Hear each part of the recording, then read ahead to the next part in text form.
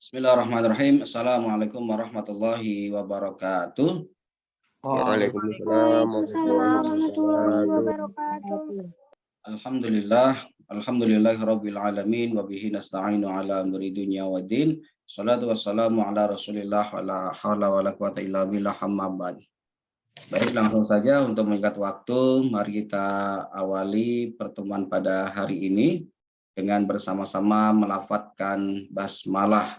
Bismillahirrahmanirrahim. Bismillahirrahmanirrahim. Iya. Minggu yang lalu kita sudah mempelajari qawaidul fiqhiyah, terutama al-qawaid al-asasiyah ya. Jadi kaidah-kaidah yang utama ataupun 5 kaidah yang pokok ya. Yang pertama apa? Masih ingat? Masih, Pak. Yang pertama apa? Coba. Al-umuru bimaqasidiha. Terus yang kedua? Al-yaqinu la yuzalu bisyak. Baik, yang ketiga? Al-masyaqqatu tajlibut taisir. Baik, yang keempat? Ad-dararu yuzal.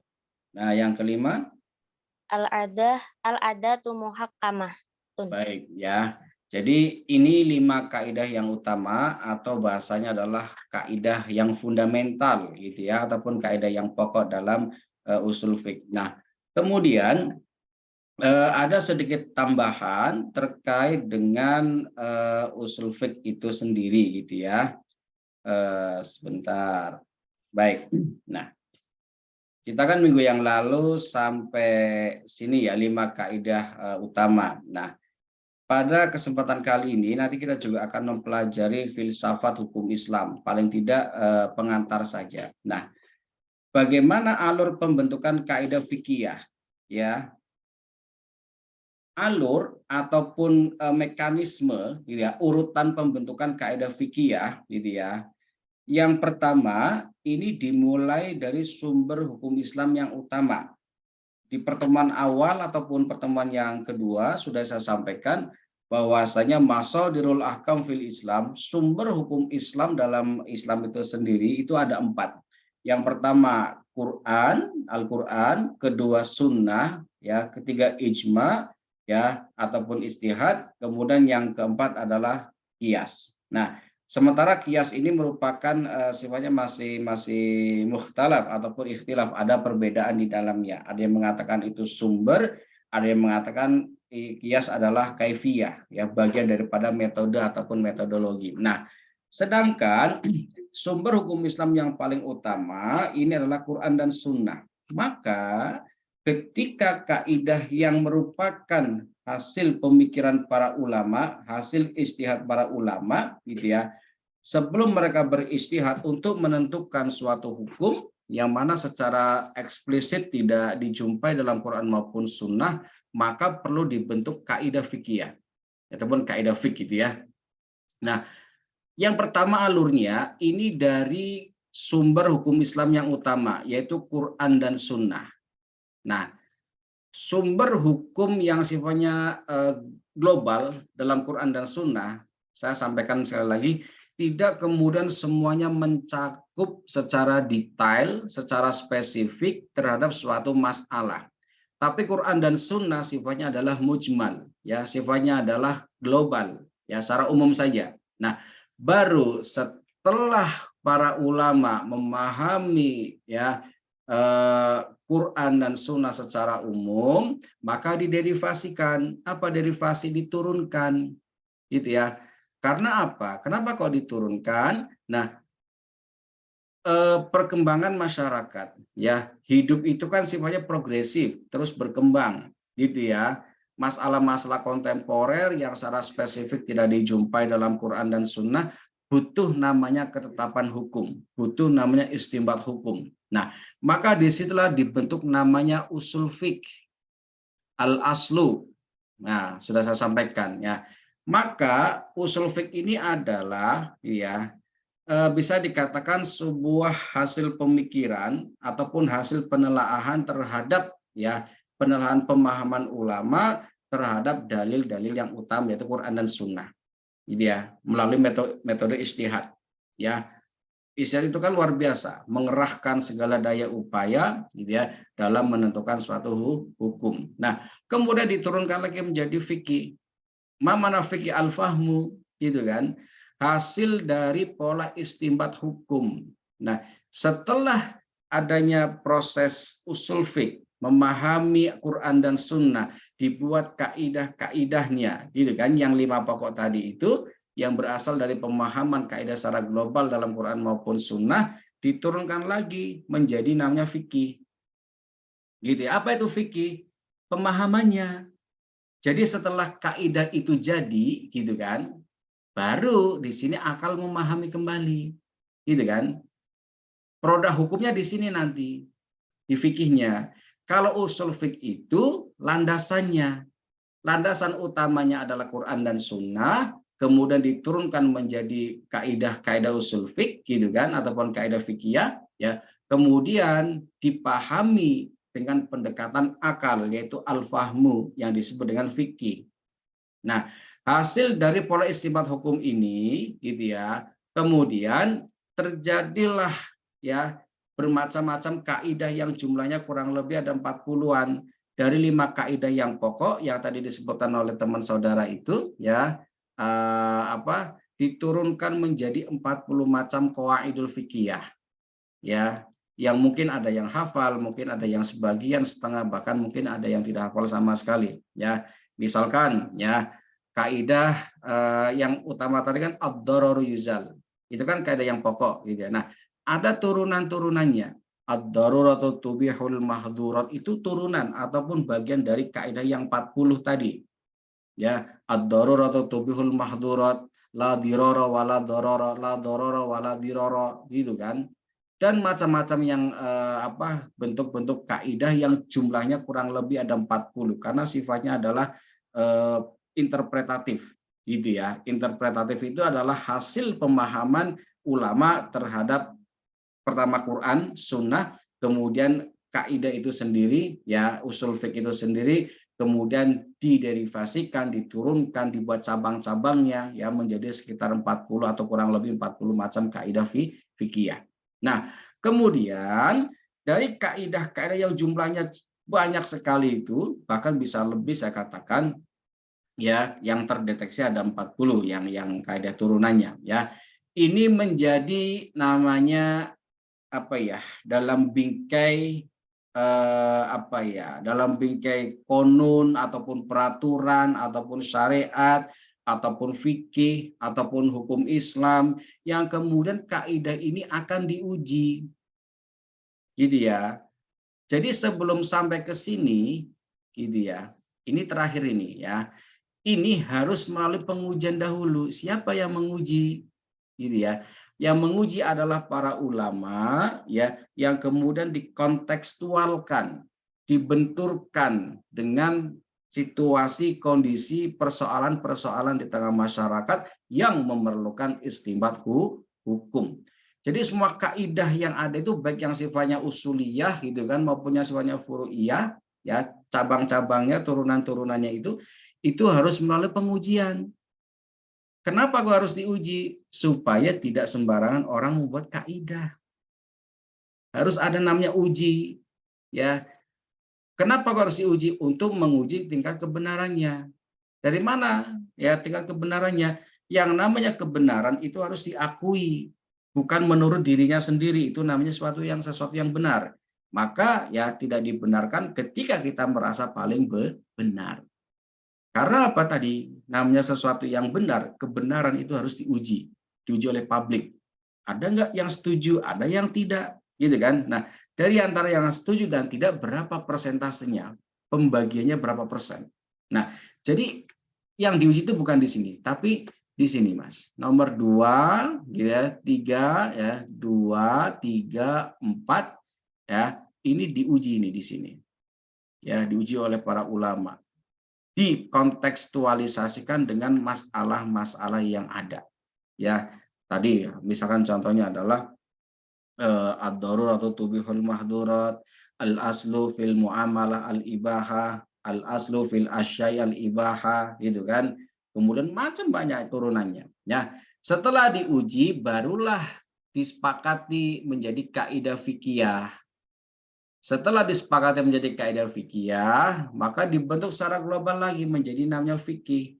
Dan fikih ini menjadi bisa turunannya adalah menjadi konun, peraturan perundang-undangan yang sebelumnya pernah saya sampaikan ada istilah legislasi hukum Islam.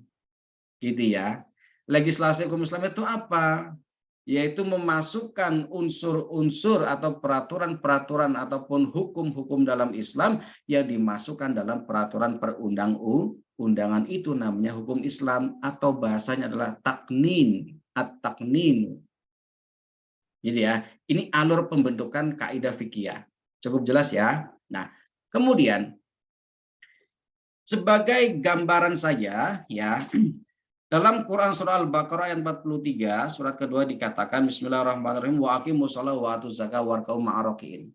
Nah, ini kan sumber hukum Islam yang utama, Quran.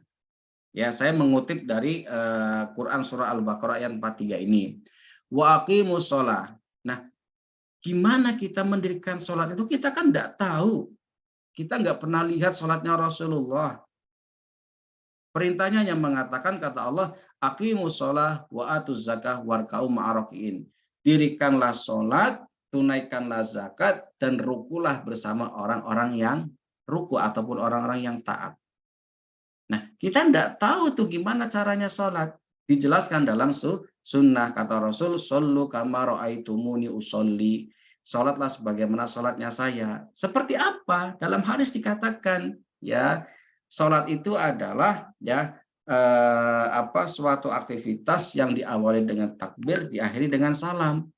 Di dalamnya ada yang sunnah, ada yang wajib. Bagaimana cara takbirnya? Ada hadisnya. Bagaimana cara mengangkat tangannya ketika takbir, hatta mankibaihi atau hatta udhunaihi atau bagaimana? Itu ada. Itu hadis yang menjelaskan, gitu kan? Nah, ini kan masih global lagi tuh. Belum dijelaskan rukhsah gimana, sedang dalam perjalanan bagaimana. Itu kan tidak dijelaskan dalam sunnah, gitu kan?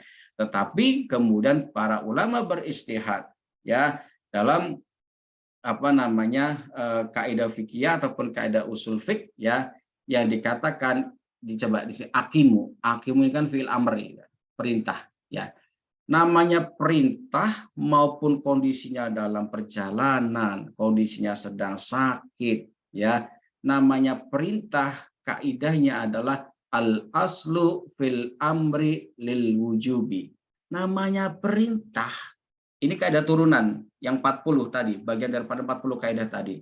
Al aslu fil amri lil wujubi. Yang namanya perintah itu ya wajib dikerjakan.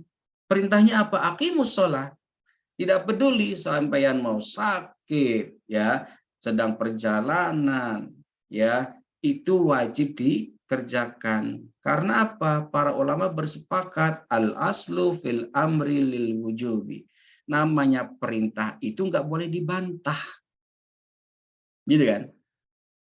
Wajib dikerjakan.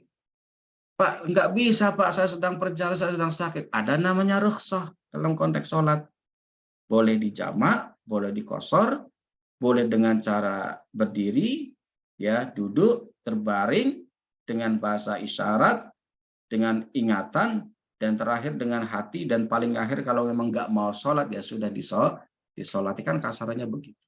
Ya, maka ini contoh implementasi daripada kaidah usuliyah. Ya, nah kemudian kewajiban sholat dan zakat sebagai hukum syara, ini penetapannya, gitu kan? Ini kan perintahnya al aslu, ya, namanya perintah itu wajib dilaksanakan. Dalam hal apa? Dalam hal sholat, dalam hal zakat, ya, kemudian menjadi sebuah ketetapan syariat Islam yang harus dikerjakan. Yang nggak bisa kita parsial, setengah-setengah. Harus secara universal, secara menyeluruh. Ya, karena ayatnya juga begitu. Di sini wawunya wawul ataf. Ya, wawunya wawul ataf di sini. Ya. Dan artinya berkesinambungan, bukan au. Kalau au itu kan atau. Ini. Gitu kan? Au ini atau. Kalau wa ini wawunya di sini wawul ataf. Wa aqimus shalah wa atuz zakah. Ya. Wawunya wawul ataf yaitu sambungan, artinya dan. Namanya dan itu bukan pilihan. Gitu kan? Beda dengan atau. Nah, baik kita lanjutkan. Nah, kemudian setelah diketahui namanya al-aslu fil amri lil wujud, gitu ya. Namanya perintah itu sifatnya wajib dikerjakan, contohnya dalam konteks sholat, ya, zakat, gitu kan. Dan contoh yang lain misalkan perintah puasa, ya ayyuhalladzina amanu, gitu kan, kutiba alaikumus syiyam. Nah, kutiba ini kan fi'il majhul, ya. Jadi kutiba ini bukan perintah sumu, gitu kan? Kan fi'il amrnya sumu, kan? Tapi di sini kutiba majhul yang telah lampau, telah bukan madi tapi sifatnya adalah pasif. Kutiba diwajibkan. Ini kan unik, gitu ya. Jadi kalau kita memahami bahasa Arab lah dalam Quran maupun Sunnah memang sangat luas, gitu kan. Baik, kita kembali ke sini. Nah, kewajiban sholat pada waktunya ini menjadi ketetapan syariat, ya. Kan perintahnya jelas, sholu ya, as-sholatu ala waktiha. Sholatlah ya berdasarkan waktunya. Ala waktiha ini kemudian macam-macam itu nanti perintahnya itu kan, ada yang memaknai ala waktiha berarti ketika datang waktunya sholat. Ada yang memahami selama belum berakhirnya waktu sholat. Misalkan sholat zuhur sampai asar gitu kan, sampai jam 12, setengah 12 sampai dengan pukul 3 kalau tidak salah. Nah, selama rentang itu kita masih boleh sholat. Nah, ada yang berpendapat seperti itu, yang penting tidak melewati waktu asar. Tapi ada juga yang mengatakan ala waktunya ya sesuai dengan tamam, tepat waktu. Gitu kan? Nah, kemudian ketika kita bicara as-sholatu ala waktiha di sini, gitu ya. Ini turun kaidah lagi. Ada kaidah yang menyertainya. Apa? Ya, ada kaidah yang kemudian ya tidak bisa tidak bisa diimplementasikan karena suatu kondisi yang yang tidak memungkinkan. Misalkan ya di sini ada kaidah yang lain, al aslu fil amri lil wujub. Ya, ini contoh kasus saja. Ya, namanya perintah itu kan tadi harus dikerjakan. Nek sampeyan diperintah kon nembak.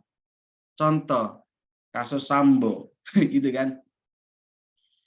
Anak buahnya mendapatkan perintah dari atasannya, tembak Yosua misalkan.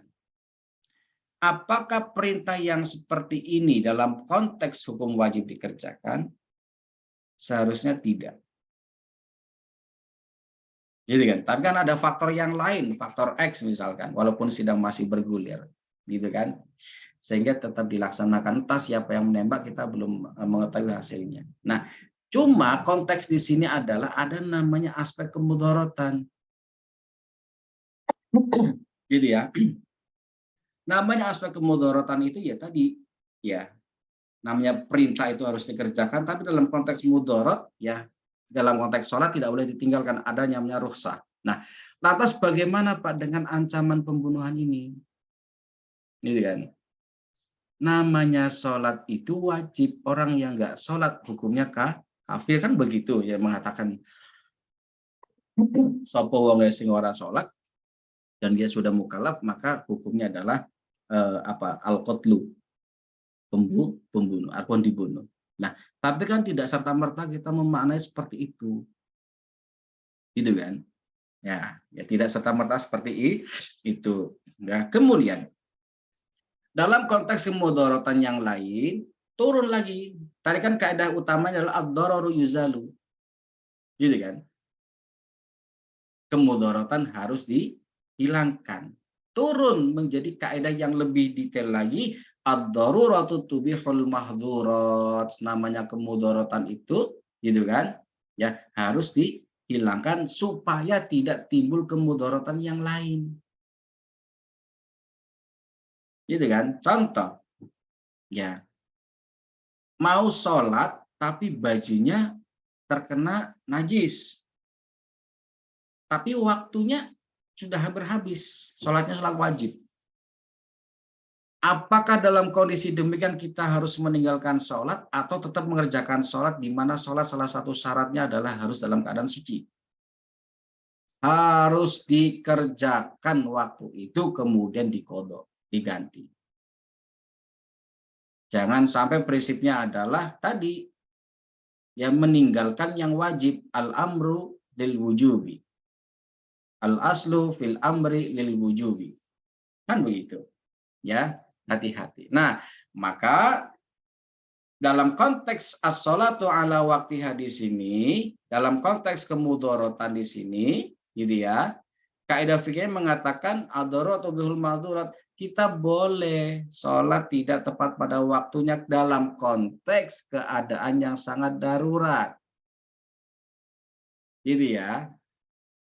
Itu kesepakatannya ulama pada begitu. Karena tidak semua orang kemudian bisa sholat dalam tepat waktu.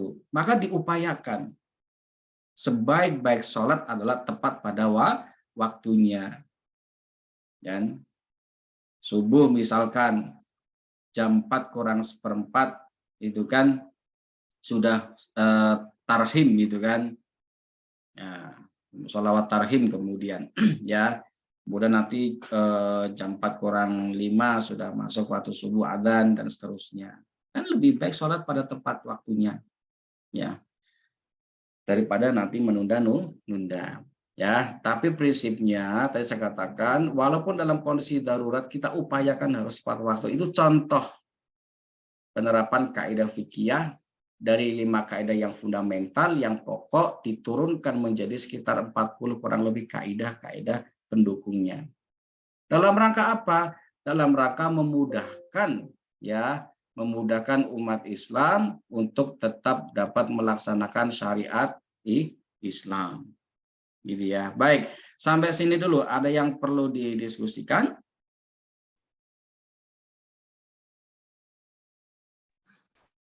Saya, Pak. Baik, silakan Mas. Perbedaan awal waktu sama tepat waktu gimana, Pak? Baik.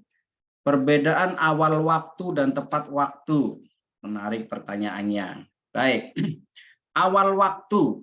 Awal waktu itu adalah ketika waktu sudah masuk. Iya. Misalkan kalau sholat Jumat. Sholat Jumat itu kan banyak yang berpatokan pada pukul 12.00. Gitu. Apakah 12.00 itu adalah tepat waktu? Ya. Bukan. Gitu kan.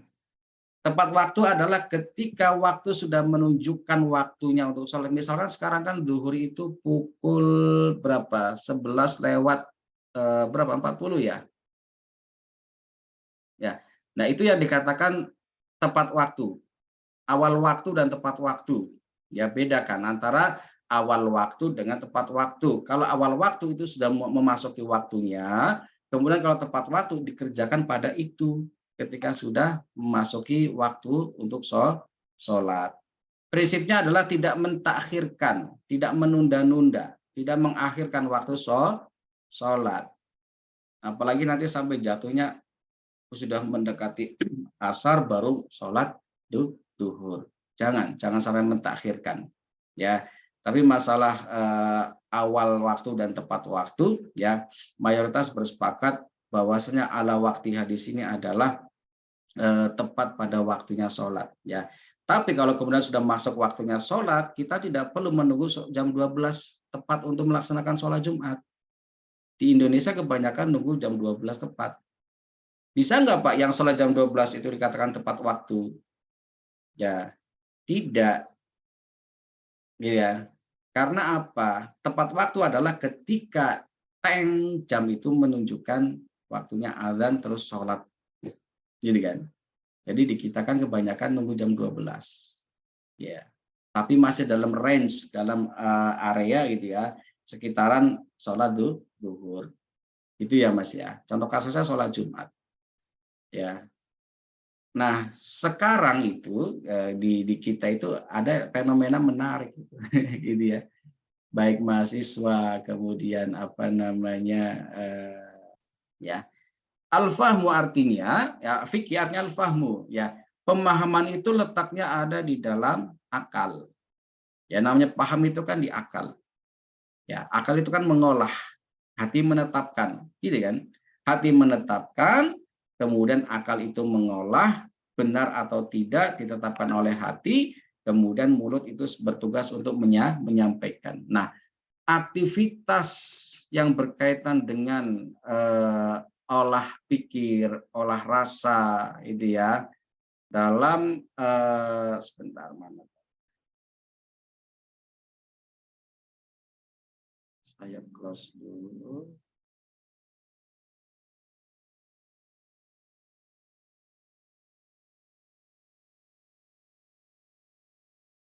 Ya, ya. Dalam aktivitas ilmiah atau bahasa dalam kajian-kajian keilmuan, ya, ada sebuah aktivitas kegiatan, gitu ya, yang disebut dengan namanya berpikir, gitu ya. Jadi namanya orang hidup itu adalah ketika dia masih berpikir. Ya, ketika orang yang diberikan akal, kemudian dia tidak mau berpikir, maka bisa dikatakan wujuduhu ka'adamihi. Ya, apa wujuduhu ka'adamihi? Kedudukannya dia itu, keberadaannya dia itu seperti nggak ada. Ya, tidak dianggap karena tidak progresif, tidak bergerak. Nah, ini sebuah pengantar yang disampaikan oleh Jujun Sria Sumantri, ya. Orang yang berpijak di bumi, ya, sedang tengadah, menengadahkan, ya, wajahnya, tangannya begitu menatap, ya, memandang bintang-bintang di langit, dia ingin tahu hakikat dirinya dalam semesta galaksi itu seperti apa. Saudara malam hari keluar rumah, memandang langit itu kan, sambil bertanya-tanya, sebenarnya saya ini siapa? Ingin menemukan jati diri, saya ini siapa? Gitu kan? Terus kenapa kok alam itu seperti ini? Siapa yang menciptakan? Bagaimana kok bisa beredar dengan baik? Dan segala sesuatu yang ada di dalam alam semesta.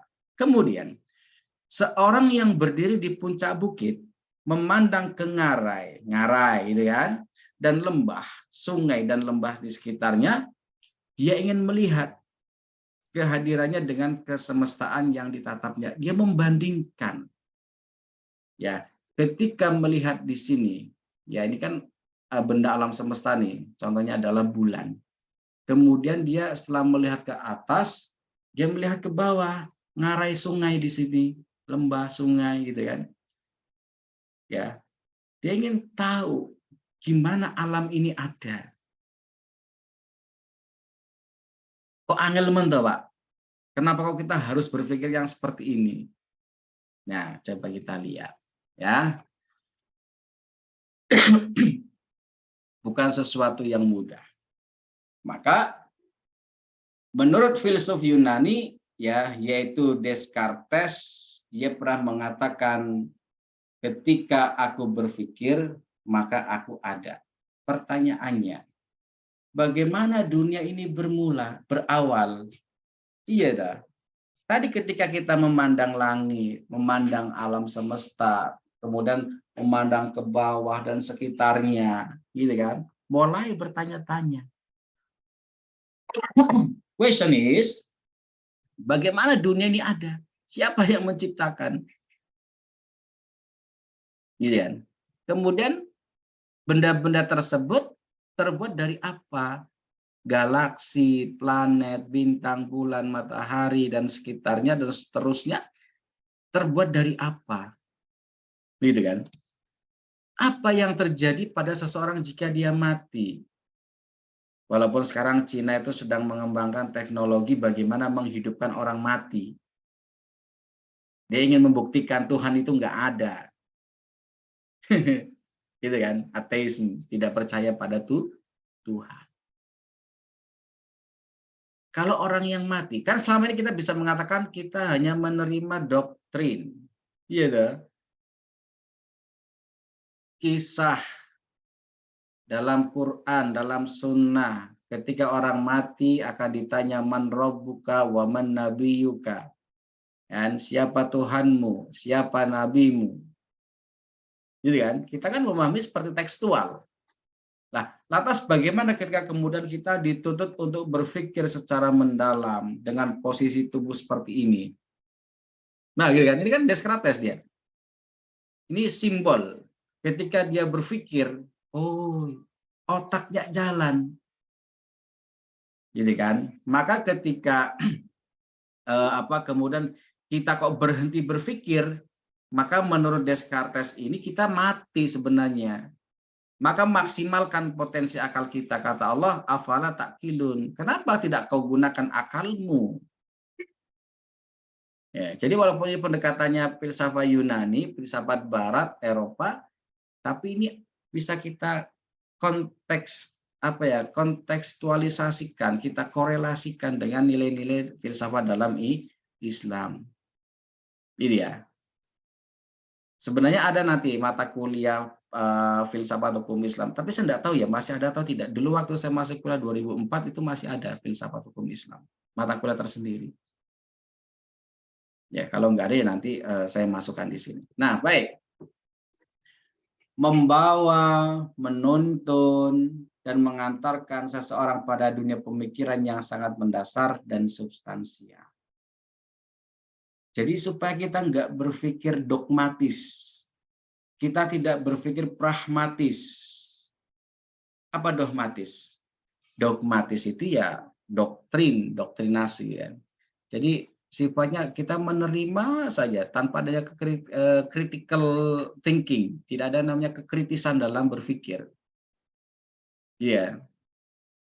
Nah, maka hal ini bisa dikatakan dalam sebuah kajian namanya filsafat. Filsafat itu ada filsafat umum, ada filsafat pendidikan, ada filsafat ilmu, ada ilmu filsafat, ada filsafat hukum, ada filsafat hukum Islam, dan seterusnya. Ya, jadi apa toh yang dimaksud dengan filsafat ini? Apalagi dengan filsafat hukum Islam, coba kita lihat. Ya, kata filosofi ataupun orang menyebutnya dengan istilah filosofi, gitu ya, berasal dari perkataan Yunani yang artinya philos, bacanya bukan pilus, gitu ya, tapi philos, yang artinya adalah like and love, gitu kan, suka dan cinta, itu namanya philos. Dan sophia, ya bukan sepia, gitu kan. Kalau di Turki kan ada namanya masjid yang kemudian jadi gereja kemudian dikembalikan lagi. Nah, Sophia itu kan dulu masjid kemudian direbut, nah ya kemudian menjadi masjid lagi dikembalikan. Ya, Hagia Sophia ya. Nah, Sophia itu artinya bijaksana, wise, kebijaksanaan. Nah, maka kata filosofi ini berarti cinta pada kebijaksanaan. Gitu kan? Bukan pada kebencian, bukan pada dendam, tidak suka dendam, tidak suka baperan. Jadi kalau kita bicara akal ini kan saya katakan mengolah gitu kan. Mengolah, mengasah gitu kan. Sesuatu yang abstrak gitu kan menjadi sebuah kerangka, menjadi sebuah sub ya untuk memahami suatu kondisi. Dengan apa? Dengan dasar philos and sophia. Dengan dasar suka dan cinta dan juga kebijaksanaan. Maka dalam menyikapi suatu hal kita perlu kedewasaan berupa kebijaksanaan. Jadi kan? Termasuk pada pertemuan-pertemuan sebelumnya ada namanya muqaranatul madzhab, perbedaan mazhab. Perlu kebijaksanaan dalam menyikapinya. Ada perbedaan ormas, ya kan? entah itu ormas keagamaan, ormas yang lain, perlu kebijaksanaan dalam memahami, tapi tanpa menghilangkan sesuatu yang sifatnya substansial tadi di sini. Gitu kan? Apa yang substansial itu? Dalam Islam, ya syariat itu sendiri. Tidak bisa kemudian namanya adat itu mengalahkan syariat. Substansinya bukan adat. Al-adatu muhakkamah. Betul. Tapi substansinya adalah syariat, gitu kan? Tetap tidak bisa dihilangkan karena adat. Yang ada adalah adat harus menyesuaikan dengan syariat. Itu namanya substansial. Jangan dibalik ya, syariat harus menyesuaikan adat, itu terbalik. Ya, itu kan banyak yang terjadi. Nah, kemudian filsafat sebagai pengetahuan tentang segala yang ada. Nah, ini bicara empirisme. Pernah dengar istilah empiris? Empirik, pengalaman empiris. Nah, kalau kita merujuk pada apa ya, pola pikir dunia barat dibandingkan dengan dunia timur itu berbeda, mutafariqah. Kalau filsafat barat mengatakan segala sesuatu sifatnya harus empirik atau empirisme. Apa empiris? Nyata, Tuhan itu wujudnya harus ada. Cinta itu wujudnya harus ada. Gitu kan? Itu namanya empirisme. Tapi nanti dulu, itu baru makna dasar empirisme. Ya. Sedangkan makna empirisme lebih luas, lebih dalam adalah ada alat uji kebenarannya. Maka sesuatu yang ilmiah itu yang dikatakan empirisme. Empirik atau empirisme. Isme itu kan paham. Kalau empirik itu pengalaman-pengalaman nyata. Saudara mengatakan Allah Tuhan saya. Mana Allah itu? Nah, itu kan ditanya sama orang barat. Karena mereka berbasis empirisme. Sesuatu yang nyata. Makanya ada perbedaan namanya filsafat timur dan filsafat barat. Ya, ini pengantar ya. Saya tidak mengajarkan kemudian kita tidak mempercayai hal-hal yang gaib, bukan. Ya, bukan, tapi ini bagian daripada proses berpikir. Kerangka berpikir untuk menemukan hukum, ya. Nah, serta pengetahuan yang berminat ya mencapai kebenaran yang asli. Nah, ada sebuah buku yang menarik itu ya, karya Robiah Al-Adawiyah, kalau tidak salah itu judulnya Ana Al-Haq. Ya, kalau kita melihat kisahnya Robiah Al-Adawiyah itu, dia sampai meninggal, seorang wanita yang sangat cinta dengan Allah, dia tidak menikah. Sampai-sampai dia mengatakan Ana Al-Haq. Saya lupa yang nulis siapa, tapi ini menceritakan tentang Robiah Al-Adawiyah. Saking cintanya kepada Allah, sehingga dia mengatakan Ana Al-Haq, Allah itu ada dalam diri saya. Ya, saya inilah Allah, begitu. Nanti tolong dikoreksi kalau salah. Ya, saudara cari. Saya baca buku itu 20 berapa dari tahun 98 itu masih ingat betul. Beli bukunya tahun 98. Tentang Ana Al-Haq. Akulah sumber kebenaran, akulah kebenaran, akulah yang benar. Itu mengisahkan tentang saking cintanya Robiah Al-Adawiyah kepada Allah. Dia ikuti semua syariat ketentuannya. Ya, sampai-sampai dia merasakan Allah itu sudah ada dalam diri saya. Nah, ini menarik ya, banyak membaca. Nah, kemudian untuk apa? Untuk mencapai kebenaran yang hakiki.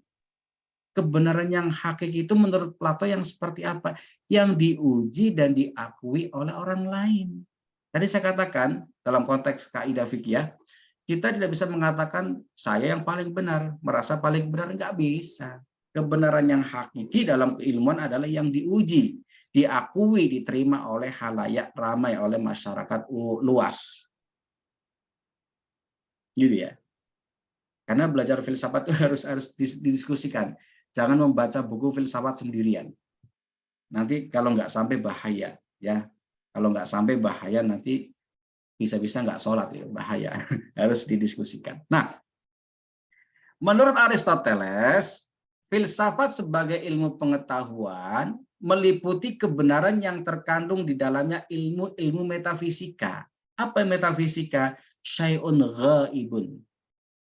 Sesuatu yang gaib, tidak nampak. Itu kan metafisika. Ya, beda dengan dunia perdukunan. Kalau dukun itu bukan metafisika, trik menurut pesulap merah, gitu ya. Tapi ada yang meyakini itu betul-betul terjadi. Kemudian logika, logika itu ini, logika akal kita. Di dalamnya ada ilmu metafisika, ilmu tentang akal, ada retorika. Retorika itu apa?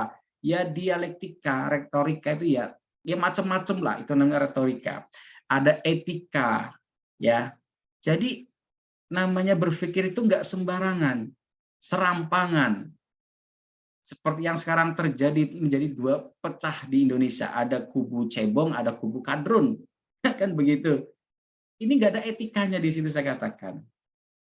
Ya, yang satu mencari-cari kesalahan, yang satu meluruskan. Tapi luar biasa ini dampak dari politik yang memang sekarang kita sedang diuji kedewasaannya, ya. Tapi ternyata kok efeknya jangka panjang. Semoga nanti segera terselesaikan. Karena etika sekarang sudah nggak ada, bisa dikatakan sangat-sangat sulit menemukan sebuah etika dalam ya berpikir, dalam bermasyarakat, gitu ya. Yang ada adalah nafsu. Nah, berkaitan dengan ekonomi, politik dan estetika, nilai. Estetika itu nilai, bukan nilai 1, 2, 3 angka, bukan. Ya, nilai dalam diri kita sebagai orang yang berakal. Nah, menurut Aristoteles, ya, filsafat itu menyelidiki sebab dan asas segala benda. Bicara asal muasal. Ya, saudara lahir asalnya dari mana ya? Ya dari ayah dan ibu, Pak. Bagaimana ibu ibu saudara bisa mengandung? Ya bertemunya ayah dan ibu, Pak. Gitu kan. Kemudian sebelum bertemu, dari mana itu nutfah itu? Dari mana misalkan ovum bertemu dengan dan seterusnya. Ditelusuri sampai mendalam. Ya.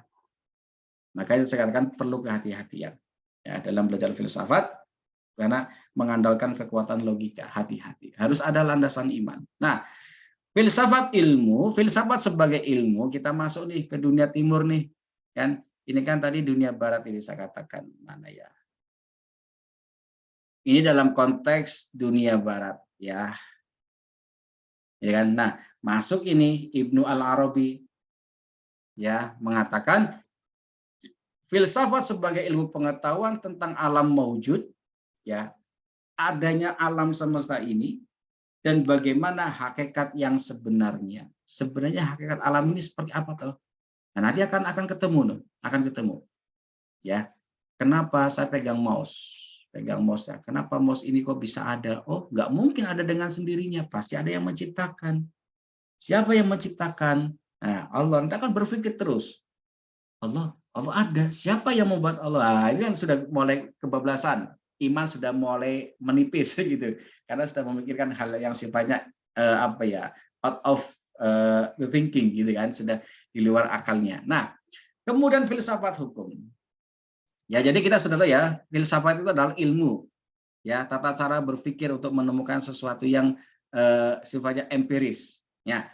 Filsafat hukum ya adalah sebagai keseluruhan tentang kehidupan yang bersifat memaksa, ijbarun.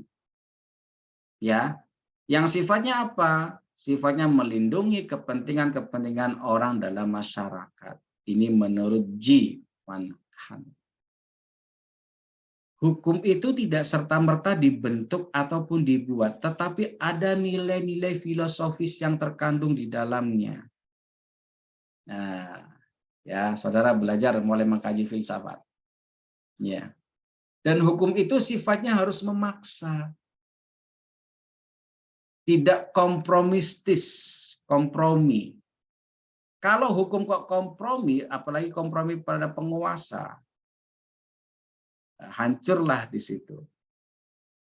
Hukum itu harus terbebas dari berbagai macam anasir dan juga tendensi terhadap salah satu pihak. Hukum itu harus berdiri di atas golongan orang banyak, bukan golongan tertentu, tapi harus di atas orang banyak. Sifatnya memaksa dan melindungi kepentingan orang-orang dalam masyarakat. Kepentingan yang mana? Yang sifatnya adalah umum. Ya, kita sampai jam berapa? Maaf. Jam berapa? 9.55, Pak. Baik, 9.55 ya. Oke, Iya. masih cukup panjang. Nah, hukum artinya norma yang mengatur bagaimana seseorang harus berperilaku. Nah, kalau saudara membaca bukunya Hans Kelsen ini berkaitan dengan susunan hukum, ya. Peraturan-peraturan itu bagaimana pembentukan peraturan itu, coba nanti saudara cari bukunya Hans Kelsen yang terjemah, ya. Bagaimana pembentukan hukum. Antara hukum yang di atas tidak boleh bertentangan dengan hukum yang di bawahnya, apalagi yang di bawahnya tidak boleh bertentangan dengan yang lebih atas. Jadi harus ada harmonisasi, harmony in diversity, ya. Jadi ada harmoni dalam perbedaan, ini kan, ini ya. Nah, ini hukum mengatur perilaku manusia supaya tidak sakkarpe dewe, merasa paling benar, merasa paling hebat, merasa paling kuat. Jangan, ya. Hukum itu di situ letaknya. Nah, kemudian 9 arti hukum. Wah, banyak ini makna hukum ini. Ya. Yang pertama, sebagai ilmu pengetahuan, hukum bisa dimaknai sebagai ilmu pengetahuan, hukum bisa dimaknai sebagai disiplin, bisa dimaknai sebagai norma, sebagai tata hukum, sebagai petugas, sebagai keputusan penguasa karena sifatnya politis, gitu kan. Aturan memang sifatnya politis, dibuat oleh penguasa. Terkadang ya seperti inilah, misalkan kemarin yang UU Cipta Kerja, Omnibus Law itu kan, ya. Dulu ada syarat namanya harus ijazah. Sekarang begitu ada kasus menarik ini kan, entah benar atau tidak ijazah palsu yang sampai sekarang tidak ada yang bisa membuktikan keasliannya, ya. Ternyata diam-diam penguasa menghapus aturan harus berijazah asli. Nah, ini kan sesuatu yang bagi saya itu lucu, ya. Hukum bisa dipermainkan oleh penguasa karena produk politik. Nah, yang kedua sebagai proses pemerintahan, kemudian sebagai sikap, perikelakuan yang teratur, dan yang terakhir sebagai jalinan nilai-nilai. Ini menurut Suryono Sukanto. Bukunya kalau tidak salah warnanya hitam tebal itu. Saya pernah punya juga. Ketika nyusun tesis saya menggunakan buku-buku ini.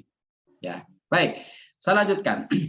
Filsafat hukum adalah cabang dari filsafat itu sendiri, yaitu filsafat etika atau tingkah laku yang mempelajari hakikat hukum. Hakikat hukum itu apa toh? Kenapa kok dibuat aturan? Ya untuk mengatur perilaku manusia. Kita bicaranya ilmu hakikat, ilmu hikmah, gitu kan? Ada landasan-landasan filosofis. Kenapa begini? Oh, ternyata begitu. Gitu kan? Kenapa nggak boleh membuat keributan? Oh, ternyata. Oh, gitu, itu namanya hakikat. Dan tidak semua orang bisa sampai pada taraf hakikat. Kenapa nggak boleh berisik? Mengganggu tetangganya misalkan. Ya, namanya berisik itu kan nggak bagus. Bahkan undang-undangnya sudah disahkan. Yang mengganggu, membuat berisik itu bisa didenda 10 juta. Itu kan. Jadi untuk mengatur perilaku manusia kembali pada nilai-nilai kemanusiaan, saling menghargai, tidak semaunya sendiri, benar sendiri, merasa hebat, ini tanah saya terserah saya, rumah saya terserah saya, motor saya terserah saya. Nah, jadi hukum itu untuk mengatur. Dan bicaranya adalah etika. Ketika manusia sudah tidak punya etika, apa bedanya dengan hewan? Kan begitu. Hewan saja masih ada yang bisa diatur, apalagi manusia. memang ngatur manusia itu lebih sulit daripada ngatur hewan. Hewan tinggal cambuk, ikut. Manusia dicambuk melawan. Gitu kan. Gimana kok kenapa mengatur manusia sulit? Karena ada nafsunya, akalnya dipakai tapi untuk kepentingan nafsunya. Dalam Islam tidak seperti itu. Ya, kita bicara masih dalam rangka yang kerangka yang global gitu ya. Nah, kemudian bagaimana dengan filsafat hukum Islam itu sendiri? Ya, filsafat hukum Islam adalah pemikiran secara ilmiah, bisa dipertanggungjawabkan secara ilmiah, sistematis, tadrij, ya. Sistematisnya apa? Dari Quran, Sunnah, Ijma, Qiyas, dan seterusnya. Ya, dapat dipertanggungjawabkan dan radikal tentang hukum Islam. Filsafat Islam merupakan anak sulung daripada filsafat Islam itu sendiri. Jadi filsafat hukum Islam ini sifatnya adalah berkaitan dengan nilai-nilai syariat Islam itu sendiri. Gitu ya. Dan ini bisa dikatakan sebagai anak sulung, bukan anak bungsu. Anak bungsu kan anak terakhir. Anak sulung itu kan anak pertama. Ya. Jadi jelas itu Islam itu bisa diilmiahkan. Tidak semuanya kemudian sifatnya metafisika, gitu kan, gaib. Tidak bisa diilmiahkan, ternyata bisa. Dan sekarang pelan-pelan ilmu pengetahuan sudah mulai membuktikan kebenaran-kebenaran yang ada dalam Al-Quran misalkan. Ya, adanya api di dalam air, di dalam tanah, di lautan, itu terbukti secara ilmiah itu ada. Penyelam bahkan yang membuktikan adalah non-muslim. Penyelam menemukan adanya api di dalam air. Bertemunya antara air tawar dengan air laut, ya, itu sudah dikatakan dalam Quran dan terbukti itu ada. Dan bisa diilmiahkan. Kenapa kok tidak bercampur antara air tawar dengan air asin? Itu diilmiahkan. Gitu ya. Jadi Islam itu makul, masuk akal. Bukan hanya doktrin semata, tapi bisa diilmiahkan dan diterima oleh akal sehat. Saya katakan akal sehat. Karena sekarang banyak yang akalnya keblinger karena banyak makan yang haram. Gitu ya. Jadi kalau kebanyakan makan yang haram itu ya sudah. Ya, otaknya kadang perlu diinstal ulang. Gitu ya. Nah, filsafat hukum Islam adalah pengetahuan tentang hakikat, rahasia, hikmah, dan maqasidus syariah dan tujuan hukum Islam, baik yang menyangkut materinya maupun proses penetapannya. Kenapa khamr itu diharamkan? Khamr itu materinya. Dan proses penetapannya bagaimana? Oh, ternyata khamr itu ketika diharamkan dalam Islam tidak langsung khamr itu haram. Ada sejarahnya. Gitu kan? Ada prosesnya. Gitu kan? Ada rahasia-rahasia yang tidak semua orang bisa pahami, ada hikmah ataupun hakikat kenapa diharamkan. Contoh, kalau nggak diharamkan pada mabuk-mabukan terus bagaimana? Nilai-nilai kemanusiaan hilang, kesadaran hilang, kan begitu. Nah, kemudian filsafat hukum Islam adalah filsafat yang digunakan untuk memancarkan, menguatkan, memelihara hukum Islam sehingga sesuai dengan maksud dan tujuan Allah menetapkannya di muka bumi, yaitu untuk kesejahteraan umat manusia seluruhnya. Hukum Islam itu dibuat oleh Allah, diatur oleh Allah untuk supaya manusia itu hidupnya teratur. Maka ya tadi saya katakan yang membedakan antara manusia dengan hewan adalah nilai, aturan, akal. Ya. Contoh misalkan kambing atau sapi ataupun ayam, ya dia kalau mau kalau sudah timbul syahwat birahinya, dia tidak belar lingkungan, tidak ada malu, bahkan ibunya sendiri pun digauli. Dia mau, maaf ya, tanda kutip dalam istilahnya bercinta dimanapun silakan. Dan sekarang manusia sudah seperti itu. Di TikTok itu banyak sekarang bermunculan kaum yang kemarin di Piala Dunia diramaikan itu LGBT, pamer kemesraan sesama jenis. pamer aurat segala macam. Kan sudah nggak punya rasa malu, sudah nggak punya etika, nilai. Bermesraan yang bukan mahramnya, di pinggir jalan, berboncengan, berpelukan, nah, bahkan sampai melakukan hal-hal yang sifatnya kemaksiatan dengan terang benderang. Apa bedanya dengan ayam yang kawin di jalan? Kan begitu logikanya. Maka Islam, ya dalam konteks filsafat hukum Islam ini mengatur supaya manusia berperilaku ya sewajarnya sebagaimana seorang manusia yang punya akal, punya hati. Beda dengan hayawan. Mungkin dia tidak diberikan, tapi di insting. Bahkan terkadang hewan lebih mulia daripada manusia dalam konteks tertentu.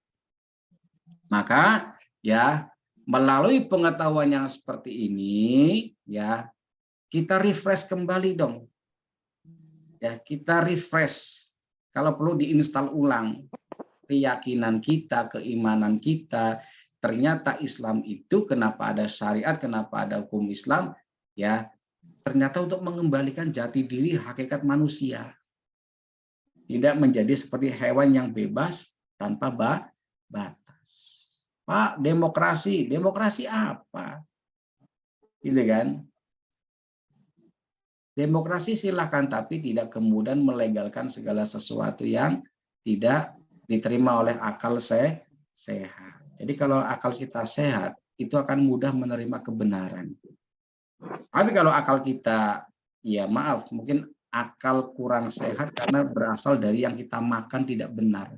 Sehingga sulit untuk menerima sesuatu yang benar. Gitu ya.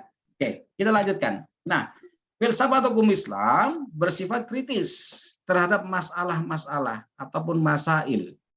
Dan jawaban atas masalah-masalah tersebut tidak luput dari kritik lebih lanjut.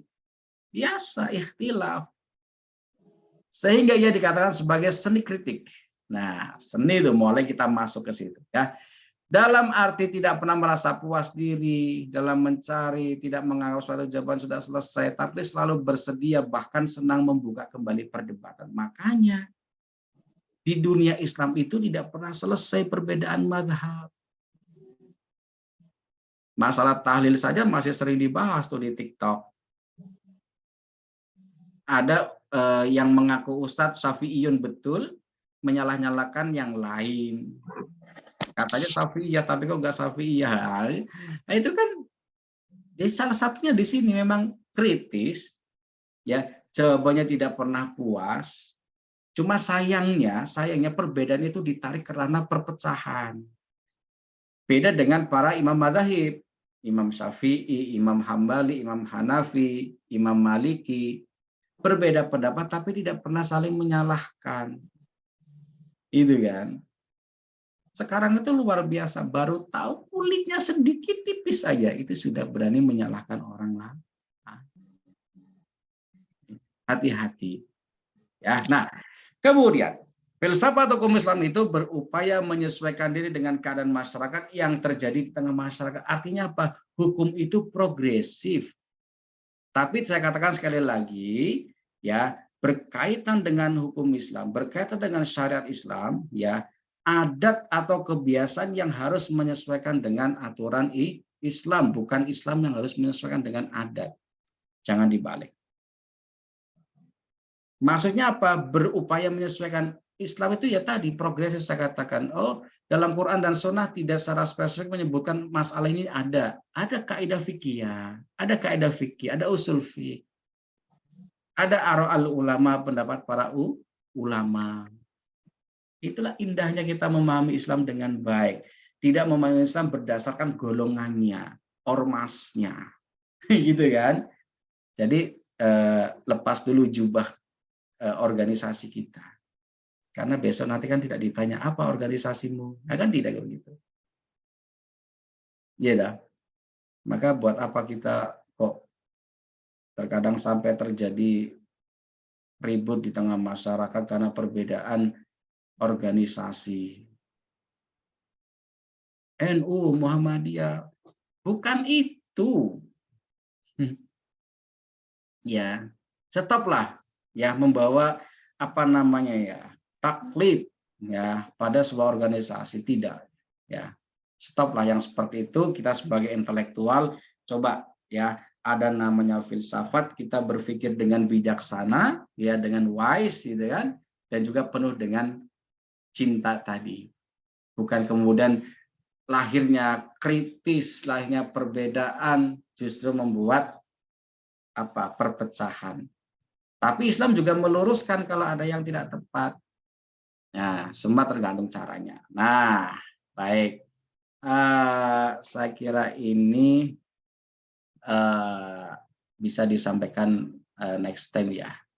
Cuman ingin saya sampaikan ini bukan tugas itu ya, bukan tugas. Nah, ya, bahwasanya filsafat hukum Islam ya, sebagaimana filsafat yang lainnya, filsafat Eropa Barat gitu kan, ini menjawab pertanyaan-pertanyaan yang tidak dijangkau oleh ilmu hukum, gitu kan.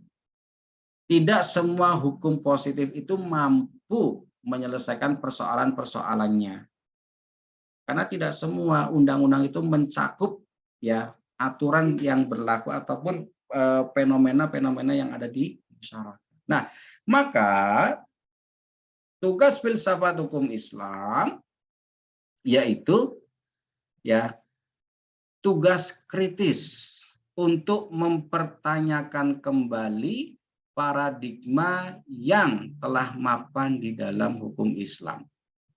Ya. Oh, sudah lewat ya. Ini terakhir nanti ya. Saya jam 10 juga ada undangan sebenarnya di fakultas juga. Nah, yang kedua, tugas konstruktif. Ini mengkonstruksikan, membangun ya, mempersatukan cabang-cabang hukum Islam dalam kesatuan sistem hukum Islam sehingga tampak bahwa antara yang satu dengan yang lain itu saling mengisi. Tidak kemudian justru saling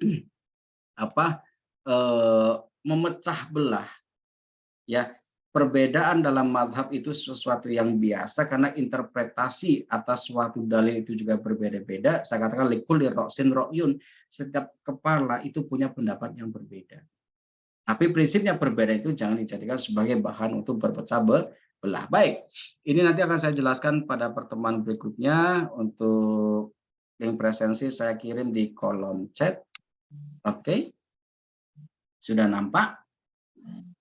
Ada yang perlu ditanyakan dahulu sebelum kita akhiri pertemuan pada hari ini? Tidak ada? Baik. Hari ini pertemuan ke-13 ya. Insya Allah minggu depan sudah pertemuan yang terakhir. Ya. Baik. Baik, kalau tidak ada kita cukupkan dahulu pertemuan hari ini. Sekali lagi saudara, saya ingatkan, kalau mau belajar filsafat harus ada pendampingnya. Ya. Harus ada kawan diskusinya. Jangan membaca sendiri, dipahami sendiri, pusing sendiri, tidak sampai nanti khawatir ini menyangkut dengan keimanan. Ya. Jadi sekali lagi ya, banyak membaca, didiskusikan, kemudian kita cari, kita temukan hal-hal yang unik yang bisa kemudian memperkaya hasanah keilmuan kita. Dan mari kita cukupkan dengan bersama-sama melafadzkan hamdalah, alhamdulillah. Assalamualaikum warahmatullahi wabarakatuh. Waalaikumsalam warahmatullahi wabarakatuh. Terima kasih, Pak. Baik, saya tunggu 5 menit ke depan ya untuk saya tutup Google Zoom-nya.